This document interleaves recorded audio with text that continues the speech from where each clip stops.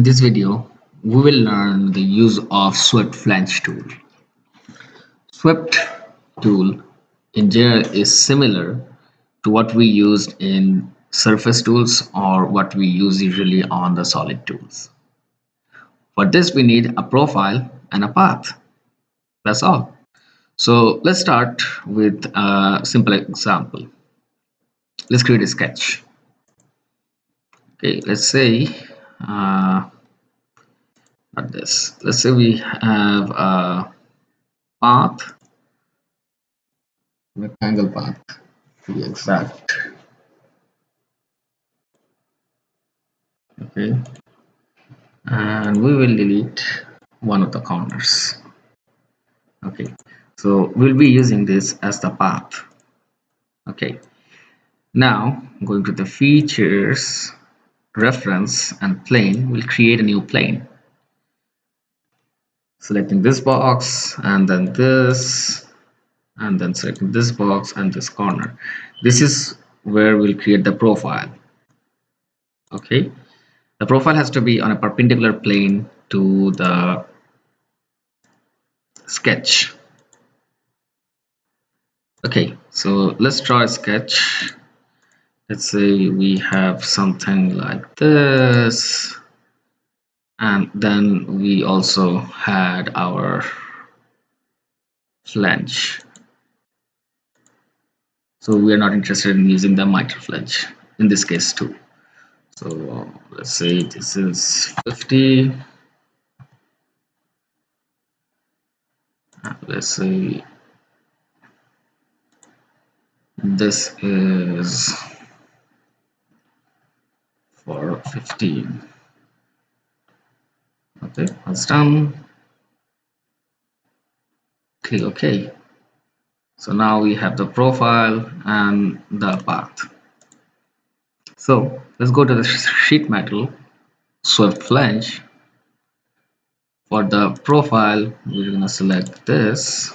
For the path, we're going to select this. As you can see, it has created our sheet metal design. Now, on the left property manager, you will see different options like sheet metal parameter here. Okay, it's basically the thickness. If I make it 2 millimeter versus 1.5 millimeter, that's it. And the next thing is the radius. Okay, this is the bend radius, how much bending we might need to do. And let's say if I make it 2 millimeters, we see the bending has come too far. Or if I make it 0, so it will use the minimum from the Solidworks, because 0 is not possible in this case. If I remember correctly, 1.3 is the minimum, so we'll go with the 1.3. Okay, once done, we can also select here OB round. Okay, and click OK. And as you can see, your sheet metal using a swept flange has been created. Okay, and if you flatten it, you will see one straight sheet of metal. And this line is the bending line where all the bendings will be performed. Okay, let's say let's create a new document where we'll have a different example. Say we already had a sheet, because in the previous example we were creating from the only sketch, but this can be done on an existing base flange also. So let's say we have this, which is, let's say, 2 millimeters in thickness, and let's say the factor for K factor is 0.4. Let's click OK. Now, like I mentioned, we can use this as a profile, sorry, a path for our profile. Now, the profile has to be created in perpendicular to the path. So let's say we will be using this as our path. Select the surface, click sketch. Okay, and let's say let's create one sketch from here. till somewhere around here, and then just here, something like this. Okay, similar to the previous example. Then what we're going to do is set up, let's see, this heights and weights, height and width, not weight. Okay, so now we have our profile and the path. Okay, click OK when done, and go into the swept flange. SolidWorks has automatically recognized the profile. We just need to select the path. So as we select the path along this,